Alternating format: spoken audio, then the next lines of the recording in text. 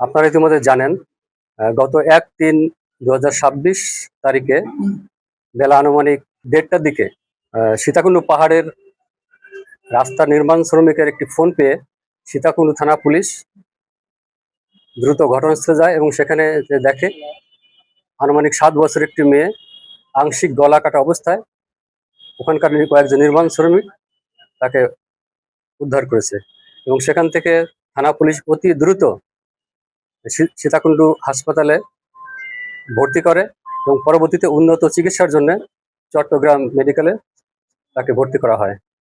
এবং অত্যন্ত দুঃখের বিষয়, আজ সকালে ভিকটিম শিশু মেয়েটি ভোর আনুমানিক 5টার দিকে মারা যায়।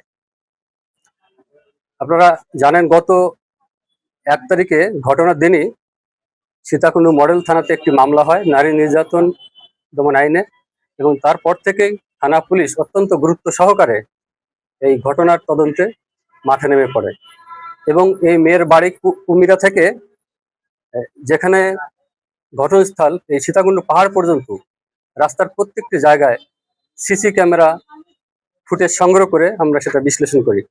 পাশাপাশি প্রযুক্তিগত কিছু সুবিধা নিয়ে আমরা এই ঘটনা তদন্ত শুরু করি এবং এক পর্যায়ে এই ঘটনার সাথে জড়িত মূল অভিযুক্ত বাবু শেখকে আমরা আজকে 12টার দিকে কুমিরা থেকে আটক করেছি। বাবু শেখের বাড়ি স্থায়ী ঠিকানা গোবিন্দগঞ্জ থানার গাইবান্ধাতে। গ্রেপ্তারকৃত বাবু শেখকে জিজ্ঞাসাবাদে জানা যায় ভিকটিমের বাবা মনির হোসেনের সাথে, আপনারা জানেন মনির হোসেন একজন রিক্সা চালক, মনির হোসেন এবং এই অভিযুক্ত বাবু শেখ পাশাপাশি বাড়িতে বসবাস করেন এবং তাদের সাথে দীর্ঘদিন ধরে পারিবারিকভাবে বিরোধ চলছিল, মাঝে মাঝে ঝগড়া হতো এবং এক পর্যায়ে এই বাবু শেখ এই বিরোধের জের হিসেবে তার মেয়েকে মেরে ফেলার পরিকল্পনা গ্রহণ করে। সেই পরিকল্পনার অংশ হিসেবে ঘটনার দিন আনুমানিক 9:30টার দিকে মেয়েকে চকলেটের লোভ দেখিয়ে এবং বেড়াতে যাওয়ার কথা বলে বাড়ি থেকে বের করে নিয়ে আসে। প্রথমে তারা কুমিরা থেকে বাস যোগে সীতাকুণ্ড বাস স্ট্যান্ড পর্যন্ত আসে এবং বাস স্ট্যান্ডে নেমে তাকে সীতাকুণ্ড পাহাড়ের ইকো পার্কের গহীন জঙ্গলে নিয়ে যায় এবং সেখানে নিয়ে তাকে প্রথমে ধর্ষণের চেষ্টা করে।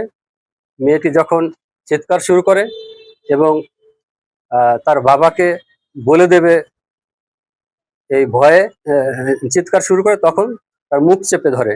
এক পর্যায়ে তার হাতে রক্ষিত তার কাছে থাকা চাকু দিয়ে তার গলাতে পোঁচ দেয় এবং মেয়েটিকে এক পর্যায়ে মারা গেছে ভেবে তাকে ফেলে রেখে চলে আসে।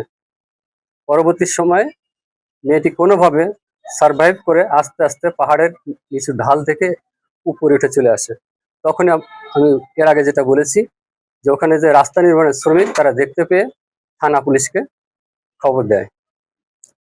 আমরা গ্রেপ্তারকৃত অভিযুক্ত বাবু শেখের সাথে তাকে জিজ্ঞাসা করে ঘটনাস্থল পরিদর্শন করি তাকে নিয়ে এবং তার দেখানো মতে মেয়েটির রক্তমাখা সালোয়ার আমরা সেখান থেকে উদ্ধার করি।